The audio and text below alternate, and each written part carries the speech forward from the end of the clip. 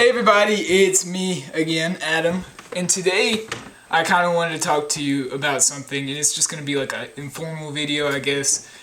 I didn't really even plan out what I was going to say, but this week I actually went to a leadership convention for my school. I go to like a public charter school, which might be different for some of you guys, but I don't know, we sent a bunch of kids and we all went to this convention. And it was on leadership, and I didn't really know what to expect, but I took a few things out of it that I kind of wanted to share with you guys.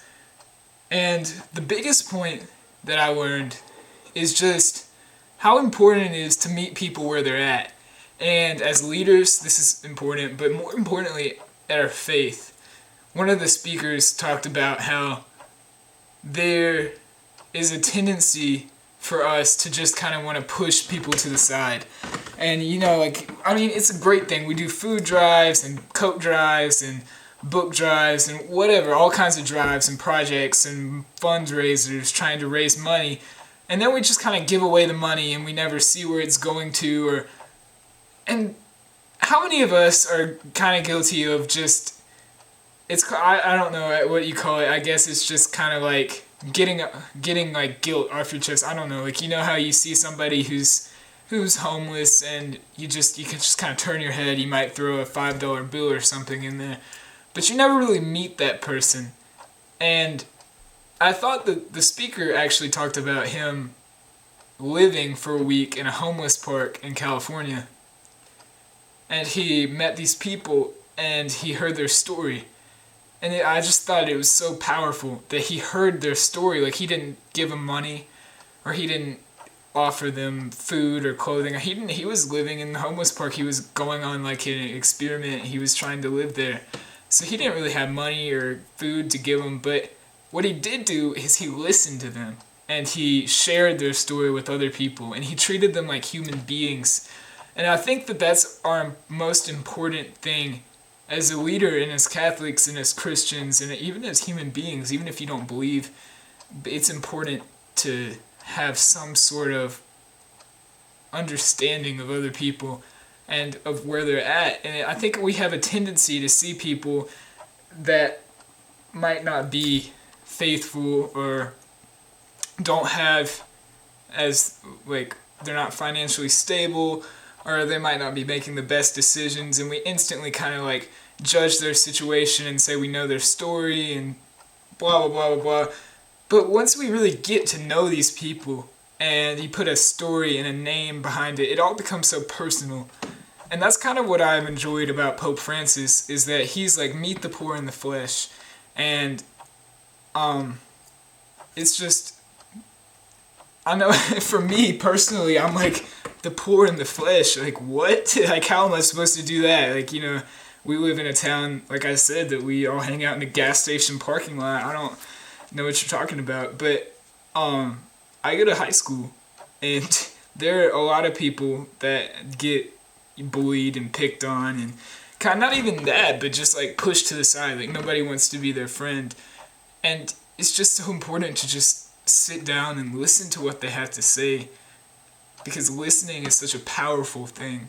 You get to, once you stop and get out of yourself and just really listen to what people have to say, it's such a powerful and moving experience, because for the first time you kind of see them as their struggles, and you start to relate to them. So that's the biggest thing that I probably took out of this leadership convention that I went to, is just that it's so important to, instead of trying to kind of, raising money and doing book drives and coat drives, they're all really great things. But it's part of the reason why he talked about them not being enough is just because they're not personal. You're not seeing and changing people from the heart. You're just kind of, it's a surface, which is, like I said, I'm not picking on like organizations that give, like Feeding America is amazing. Like, that's great. Stop Hunger Now. All amazing charities, and I'm not saying anything against that. What I'm saying is that it's important for us to also listen and meet people where they're at. Whether they're homeless or picked on or whatever it is, it was a really moving experience to kind of get to be in a room with kids that are very different, and we had an opportunity to just listen, write down something personal about ourselves, and you just walked around and you just read those statements that people have made, and it was really powerful because you get to see, like, I mean, all you see in a person is their, like, outer surface. You don't actually get to see, like, inside what they're thinking or doing, or, like, you see, I'm sure anybody watching this has had a friend or someone that doesn't make great decisions and you don't understand, and you just say, I know your life could be so much better if you just did this. But it's so easy to say that, but then it's like when you really get to know that person and see them for who they are, you love them more, and then that's when you can kind of evangelize them even, like, I don't know. I'm trying to think. It was a really good experience. It was talking about how you've got to... Oh, okay. So one of the points that he made is that our biggest strengths taken to an extreme can become our biggest weaknesses. And I was like sitting there and I was like, okay, my biggest... Okay. And it actually does make sense because, you know, we might be powerful speakers and we might have great words, but if we can't balance that with listening, then we're just... Or even like the words of St. Paul, if you speak without love, then who are you? You could be the best speaker in the world, or you could be the best leader in the world, but if you're without love and you don't have balance and come to those understandings, that even your greatest strengths can become your biggest weaknesses. So I don't even know how long I've been talking for. I don't think I've been talking too long.